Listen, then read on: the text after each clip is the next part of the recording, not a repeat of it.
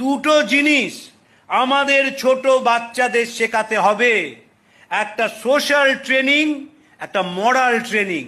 Social training, আমার সামাজিক দায়বদ্ধতা আছে, আমি এমন করে রাস্তায় হাঁটবো না, আমি এমন করে গাড়ি চালাবো না, আমি কাউকে ঠকাবো না, এই সোশ্যাল ট্রেনিংটা দরকার।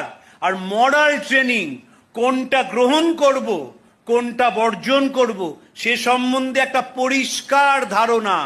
আমাদের শাস্ত্রে আছে নিত্যানিত্য বস্তু বিবেক। এই পরিষ্কার ধারণা কোনটা নেব আর নেব না যদি আমরা করতে পারি, তাহলে এই দেশ কয়েক বছরের মধ্যে পৃথিবীর শ্রেষ্ঠ দেশ হয়ে উঠবে।